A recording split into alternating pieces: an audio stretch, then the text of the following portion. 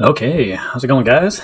We're back in TradingView here, and let's go ahead and take a look at using the object tree, and also talk a little bit about setting up your different options in getting a list basically built. So I'm gonna go ahead and start with the list section here. People have questions on how do they build their list, and if you go up to the top, you'll have the system, the basic list up there built at the beginning. If you go up to that, I think it might call system coins. I'm not quite sure actually what's called defaulted, but it'll be up there. You just do the drop down, and then from there, you get some menu options, so you can go through and create obviously alerts, that kind of stuff. Make a copy of the list, share it with somebody else. Make a copy, rename it to something else. You can rename these the name you're currently on, and then you can add sections. So the sections you can put different coins or tokens or stock options, whatever you're working with, underneath that section. So you might want to title it, whatever you decided to organize this with. You can do that. And then obviously clear everything out. Now, you can create new lists, and this is where you import a list. So if somebody shared a list with you, you can import it here. Click on this, and then that list they shared with you, you can pop it in here, and it'll populate it for you. And then down here, it'll keep what you recently used type stuff. So if you also click on Open List on the bottom, it'll give you everything that you have built in here. And you can edit it, move, click on them. If you click on the star, you'll see this quite a bit in pretty much everywhere in TradingView, but it'll add to a favorites option where it stays available for you. And that's what this is up here. You can just click on any of these, and it just opens up those lists for you very quickly. And so it's pretty quick and easy. If you go over to the settings tab, you can change what you want to see inside this area. So if you want to take something away or add stuff, you can do that as well. And then the advanced view, it just opens it all up here if you want that. So, and if you hit the plus button opens up the add symbol, and this is going to be adding this to the current list that you have active on the screen. So in this case, I'm going to go ahead and just click create a new list, and call it whatever you like.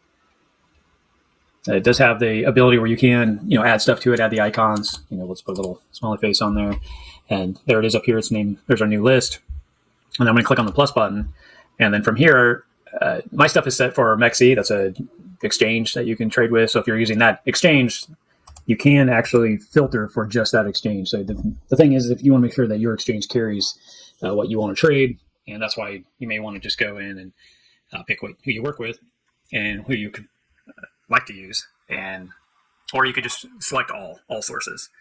And if that's the case, then it's just going to pull it from everywhere. And the other thing up here, you can click all, and now this is going to search whatever I start to type in. So say like if we start to type Nike, right now I'll find it, but if I click on crypto, there isn't a Nike crypto, so you won't find it. So it just depends on how you're trading and how you look at trading. Obviously, crypto is the main focus here, so that's what we use. And then, like I said, I use MEXC, so that's what I'd be looking for. And then the list is here. Now, if you want to add it, you just have to click the plus button, add it to your list. You can see it got popped up over there. So you just keep on clicking and adding, who you want to, add on there. If you don't like it on there, you just hit the little trash can and remove it. So it's pretty basic. And then if you wanted to, we were talking about, making sections and stuff in this. We could turn on and now clean this up and organize it. And maybe we had more than one section. We could obviously name these what we want. And, maybe I want just Bitcoin ETH up there, and then I want these other coins down here for different purposes, but we could organize this how we see fit. And that's basically it. Now, the other thing is with these is you'll see these little flags here, the different color ones. And when we were in the list option, you can name these for what you want. The one thing I like to do with these, and that's why I have the blue is on my favorites, is because if I go, so say I'm on XRP, for example, and I want to flag this or move it to just the list. So say I'm going to go ahead and put a trade on this, for example. I'm going to put a trade together. I like it. I'm going to go ahead and enter it. It's a live trade in my exchange. Everything is going well, and I'm watching it.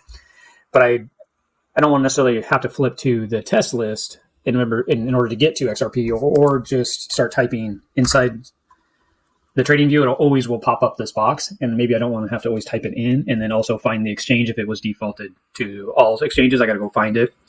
So one plus is that you can use the flags, and if you go up to the top, you'll see the name of the token that you're looking for, the symbol. if you go over, you have that flag symbol. It'll, whatever the last color you picked, it'll select it again. So I'll use blue typically, and that's for live trades for myself. So I will just leave it in. I'll just go to select it on blue, and then it'll move it to the blue list for us. And then from there, now I know that these are all symbols that I have trades on. And this is where you could make maybe a section in here, say these are my live ones, these are the ones that I just closed, so I can go back and analyze that trade. You can do whatever you want in there, but that's how you can use the flag symbol. The nice thing is you can add these symbols to multi-charts or multi-list. And like after these trades are over with, I will click on these and mark the flag, because I'm not using these anymore. So I don't want to have this, messed up or busy when can't remember if I had that trade on that or not, is the purpose there. So going back to this, you can see that we have it marked as blue. We just were there with BTC, have the blue flag. We're just in that section. You saw those there. You can add other colors as well. If you had other, maybe you're watching, this is your watch area, the same thing. You can just click these real quick and just add them to your watch. So that is the basics on list, getting everything all set up. Quick and easy. It's not too in depth. You can make it as complex as you want or as easy as you want. But one of the biggest pluses, and the question a lot of people have, is I have an exchange like MEXC. I want to know what tokens are on that. I want to build a list of just MEXC tokens. That's what this is called, MEXC tokens. You can see that if I click the plus button, I just had to add all these. So I went and did the search. I'm looking at trading with perpetual, so like futures. So you're trading with leverage. If that's what you want to look for, it's under swap. And then from there, you just hit all the plus button. And you can see that they're adding and removing. So the last time I was on this list, they didn't have these in MEXC.